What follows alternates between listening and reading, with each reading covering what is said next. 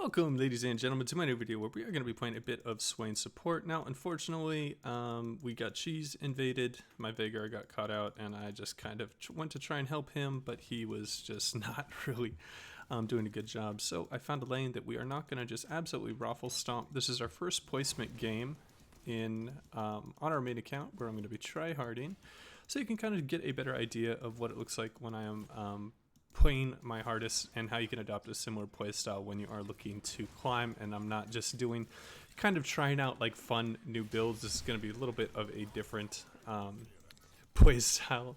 It's going to be a lot less I'm going to be a lot more risk adverse, and I'm going to be looking for a lot of small incremental leads to slowly start carrying games, not just trying to go for huge plays that might be super beneficial and might really just break open a game. We are just looking for I don't know what that Leona E was, but we are going to get that on her. Okay. We are harassing her out pretty heavily.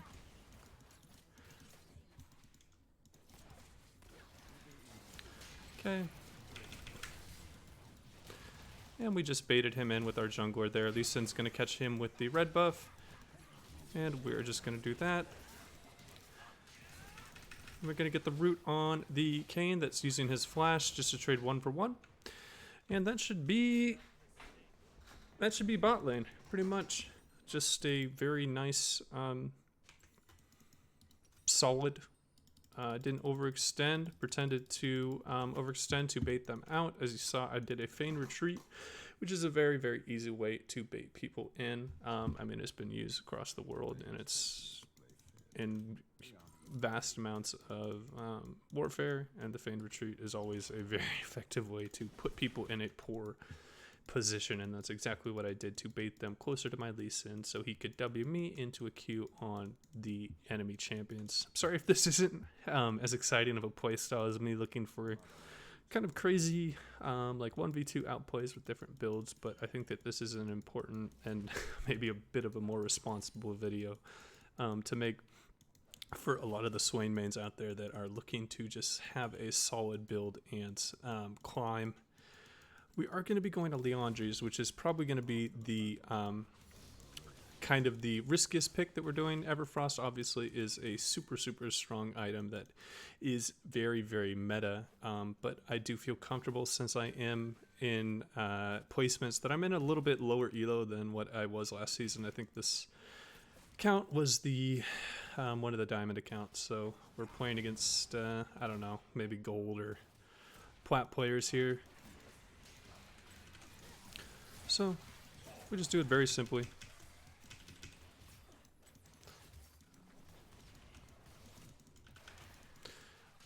Damn. And we were unable to land that E, but the Leona would have been dead. So, if you're wondering why I'm building a Fairy Charm, it is literally, I am just using it as a mono potion. You buy it for, what, 250, sell it back for 175. You essentially lose 50 gold in the purchase and sell back, but you're able to... Oh, I should have let that hit. That was so dumb. Okay, so the big mistake there is I needed to let that Leona E hit, connect on me, and then ignite her, and that would have been a way to get a super, super easy way into just snowballing the lane even further. We're already super far ahead. Whenever you can get a Caitlyn in a spot where she is snowballing, it can get pretty disgusting pretty quickly. All right. I'm just gonna look to sit here just in case he tries to do anything funny on my Caitlyn. Okay. Must be warded. Okay. Wait for his speed up. Make sure to get the W slow on the Silas. Might be super good. Really important. Yep. Ended up making a huge difference. Lee Sin should be able to pull that out just because he's pretty far ahead. Yep. And just as simple as that, we waited until the Jin's movement speed got lowered. And yeah, Lee Sin is just going, everything's going extremely swimmingly. Obviously, my KDA doesn't really look that good, 1, 3, and 5. But what we're looking to do is just trade up for our dads. We're using our ability to not have a shutdown as a... we're using our body just essentially to trade up, like 2 for 3 or 2 for 1, and it's just kind of it's literally it's just disgusting what you can start doing. Obviously, we're really far ahead. I'm not the one with the big shutdown on me like Lee Sin is. I didn't get any of these kills, and what that's going to enable me to do is look for more plays that's more risk adverse. And I think that this is a very common play style for people that maybe are not the best on a micro level, but they are decent in a decision making where they can consistently just make smart plays. Okay. Need to be careful. Kane is going to be going that super strong red build with Eclipse and Miramana. Once we get our level 6, it's gonna be a little bit better. Their Leona is really under-leveled. Kane's top side, so we can play a little bit aggressive down here. You can look for some traps. Okay.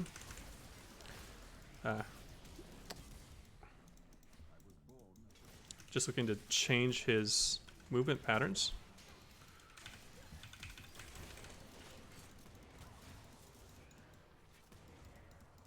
Okay. Fine with that. Looks like our just setting up that jungler enough to really get him into a strong spot. I'm going to look to pick up this solo experience because I will get my ultimate.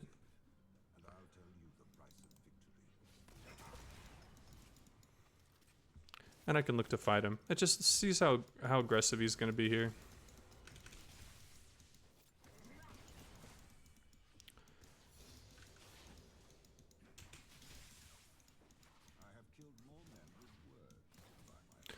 Okay.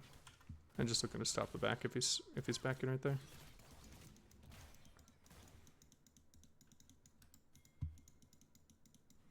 Gonna look to push this out super quick and then back. Get this plate. Oh. Okay, maybe I'll let him get solo plate here. Oh.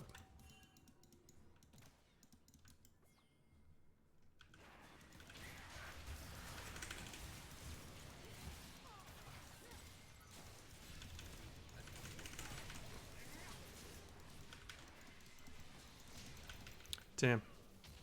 Okay. Well, there's the E. I need to get that passive proc. I live, and it's even better, so. Nice. Grab this. How much is this going to sell for? So I'll put us, what, in the 900 range? Right. Yeah. Damn. So we are off. Let's just grab boots then.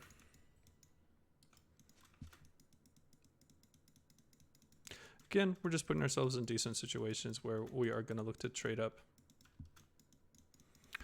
We didn't trade up there, we just went 2 for 2, but we got Lee Sin more kills, and it was on a gank, so trading even on a gank is always a decent thing. The Kane is what it looks like to be inting a little bit for form. That was bad. Okay. Yeah, and just getting this Lee Sin ahead is just absolutely disgusting. He's taking every single one of the kills.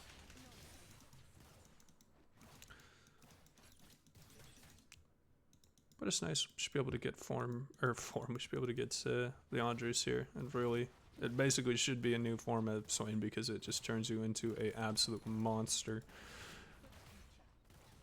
I don't know why bot lane has had so much pressure on it, but it is what it is. I don't mind. Leona wants to fight over and over again, I guess.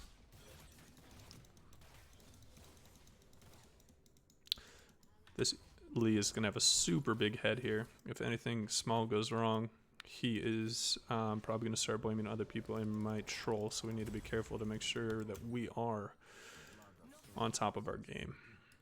Because a lot of the time when people get this big of a head, they get 13 kills with 1 assist.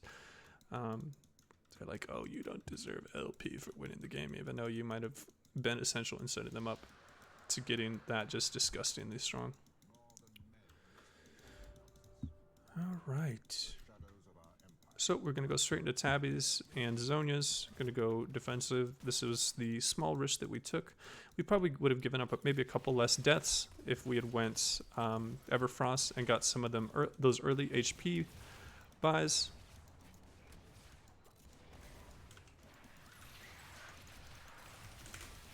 I don't know what the Silas is thinking. Ah, damn. I thought he wouldn't have that damage. I didn't think he had Gale Force finished. Ah, Tryndamere. Getting a lot of work done.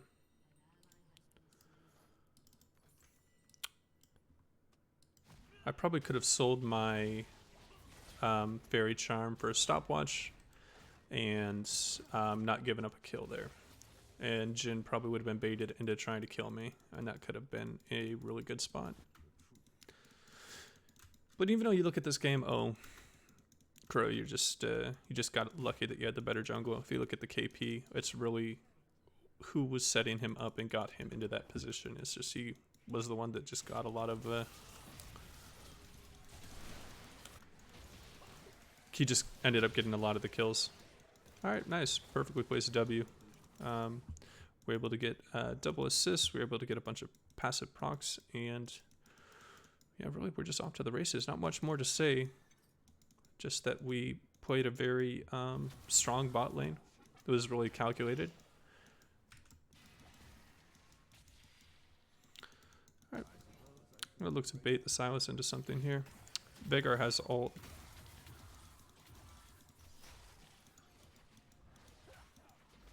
This Silas has a pretty big ego in his plays, so we'll see what he does. Let's see if he takes an in on me. We're just going to stand here. This is kind of just a measured bait. We saw Leona, Sion's top, so the most they could send at us is 3. And I can live through 3, so the most they can send at us right now is 2. Looks like Lee Sin is roaming top, or mid, so I'm going to look to assist him with W's. Get a deep ward here. It's going to be pretty effective.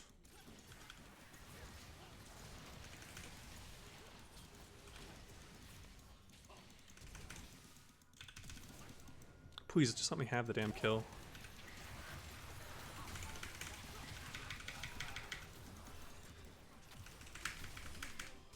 Bye, bitch.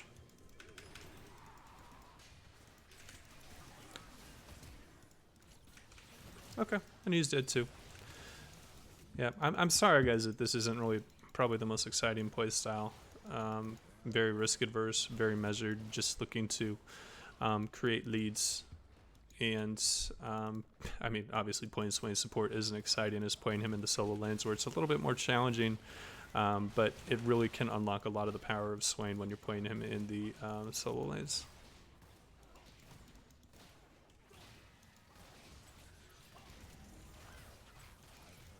Okay, I need to be careful here. I have a shutdown of 300.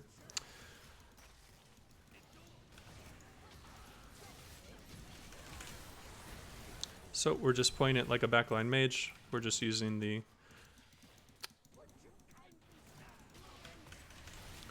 power of how flexible Swain is as a champion. When I don't have the resources, when I have a big shutdown on my head, playing Swain like a backline champion and minimizing the losses. Obviously I could have been in the front and maybe we could have found another pick or two, but it was a little bit of an upside, but it would have been a massive downside if we died there. Right, we're on a little bit of a clock. Lee Sin definitely falls off a bit, but Veigar scales really heavily. They obviously have a lot of scaling from Red and Sion Kane, Red, Kane, and Sion, but this is just such a slaughter in the early game. I don't think it's recoverable. We would just have to do a massive throw at Baron or something.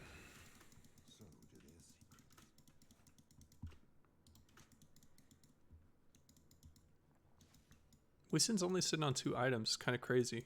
He must have a lot of gold in his pockets because he's at the same item threshold I am.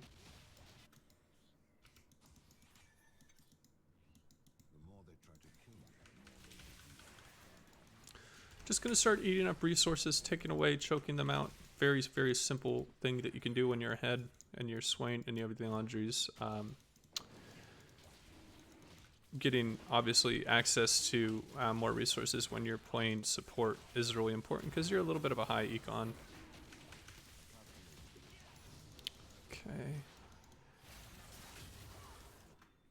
Maybe look to do something here. Maybe I shouldn't be sitting here. This is a little bit of a risky play.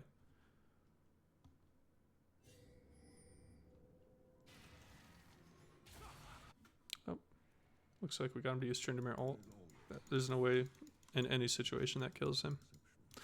But it probably is almost off of his ability to use it. The window, you get kind of a shorter window nowadays with Silas. Okay, just gonna... I could probably push another wave in. Okay.